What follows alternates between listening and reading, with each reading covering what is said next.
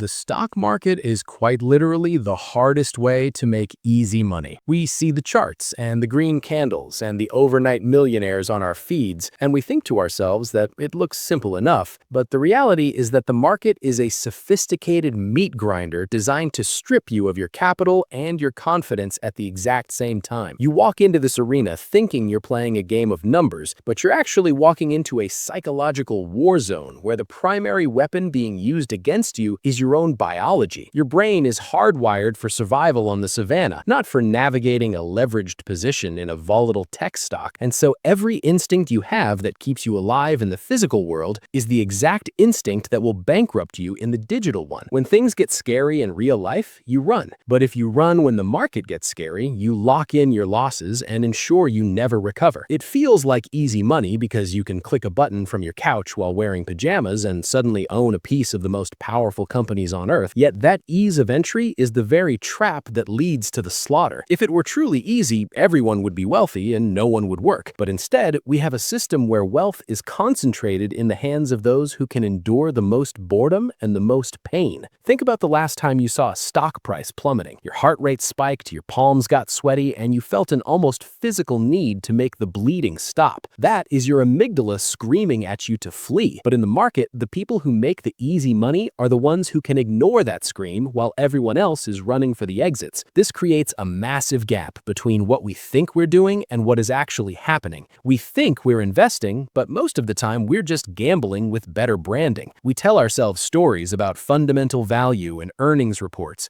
to justify what is essentially a hope that someone else will be willing to pay more for our digital paper tomorrow than we paid for it today. But then the wind shifts. The but then moment in every trader's life is when the narrative breaks. You bought the dip because that's what the influencers said to do. But then the dip kept dipping and suddenly you're staring at a hole in your bank account that represents months or years of your actual labor. Therefore, the market isn't just a place where money changes hands, it's a place where time is converted. When you lose money in the market, you aren't just losing digits, you're losing the hours of your life you spent earning that capital. And that realization is what makes the easy money dream so incredibly expensive. We are competing against supercomputers located feet away from the exchange servers that can execute thousands of trades in the time it takes you to blink. We are competing against PhDs in physics who have spent their lives building algorithms to exploit the tiniest millisecond of human hesitation. So, when you step into that ring,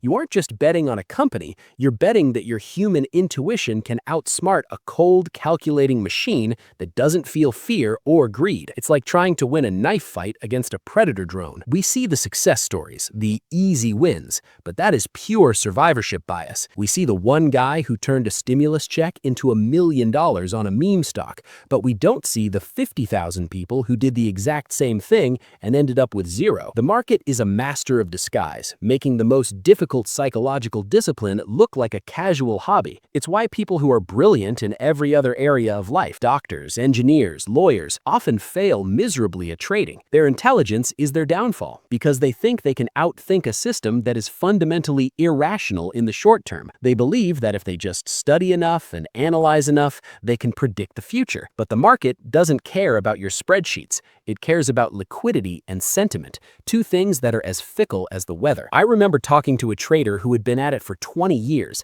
and he told me that the hardest thing he ever had to learn wasn't a technical indicator or a macroeconomic theory. It was how to sit on his hands and do absolutely nothing. We are conditioned to believe that more effort equals more reward. In your job, if you work harder, you usually get more done. In sports, if you practice more, you get better. But in the market, the more you work, the more you trade, and the more you trade, the more you lose to fees, slippage, and your own bad timing. Doing nothing is the hardest work in the world when you're watching your net worth fluctuate by the second. It's counterintuitive, almost like trying to hold a handful of sand. The tighter you squeeze, the faster it slips through your fingers. You have to learn to let it just sit there. But the temptation is always there, whispering that you could be making more, that you're missing out on the next big thing, that the easy money is just one more trade away. This is the invisible invisible loop of the market. It gives you a small win early on to get you hooked, making you believe you've cracked the code, only to take it all back with interest the moment you get overconfident. It's the ultimate psychological bait and switch. You start to feel like a genius when the market is going up, which is when everyone is a genius,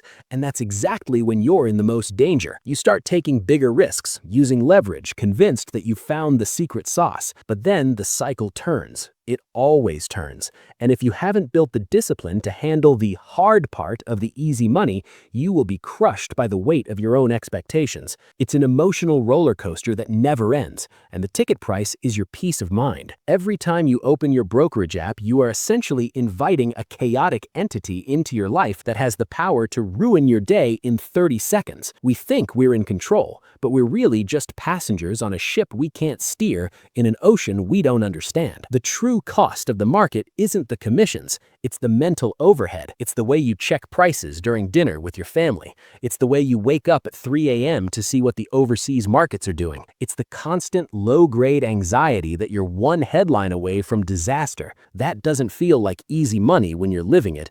It feels like a second job that you're paying to have. And yet, we keep coming back because the allure of that one big trade is more powerful than the reality of the grind. We want the result without the process. We want the harvest without the seasons of waiting. But the market is a patient predator. It knows that most people don't have the stomach for the long game. It knows that we are impulsive, fearful, and easily distracted. Therefore, it sets traps in the form of get-rich-quick narratives and disruptive technologies that promise the moon but deliver the dirt. You have to realize that the market is essentially a giant machine designed to transfer money from the active to the patient. If you try to be the active one, if you try to chase the easy money, you are the fuel that powers the machine for everyone else. The irony is that the only way to actually make the money easy is to treat it as the hardest thing you've ever done. You have to treat it with a level of discipline and detachment that feels almost inhuman. You have to be okay with being wrong. You have to be okay with missing out. You have to be okay with looking like an idiot while everyone else is celebrating their temporary gains on some speculative bubble. Because eventually the bubble pops, and the people who are looking for easy money are the ones left holding the bag. It's a recurring theme in human history. From the tulip mania to the dot-com bubble to the present day. We never learn because our brains are still wired for that quick hit of dopamine that comes from a winning bet. It's like a casino that never closes, but instead of bright lights and free drinks, it's sleek apps and financial news anchors. The house always has an edge,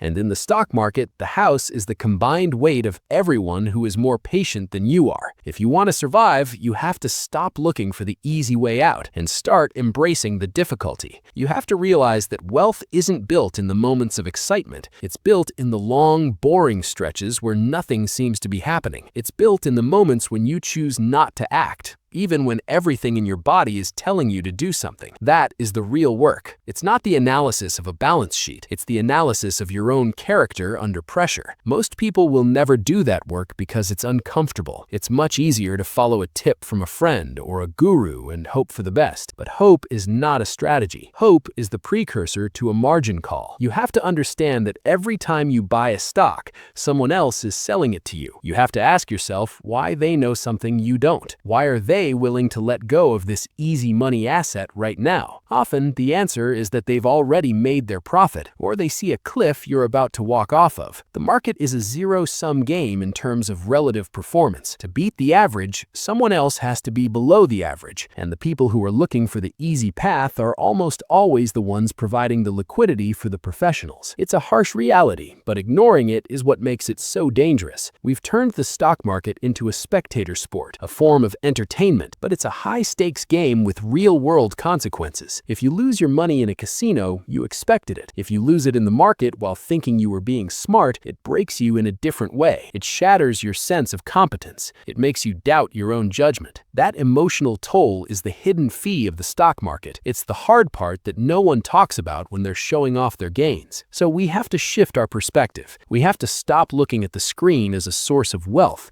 and start looking at it as a test of endurance. We have to realize that the market will do everything in its power to shake us out, to trick us into making a mistake, and to tempt us to greed. If you can navigate that, If you can actually master the psychological side of it, then, and only then, does the money start to feel a bit easier. But by the time you reach that point, you've worked harder on yourself than you ever would have at a traditional job. You've faced your deepest fears and your most destructive impulses. You've learned that the market isn't something you beat, it's something you survive. And the survival rate is much lower than people think. We are all just one bad decision away from being a cautionary tale. The market is a mirror, and most people don't like what they see when things go red. They see their own impatience, their own lack of discipline, and their own vulnerability. It's a brutal way to learn about yourself, but it's the only way the market teaches.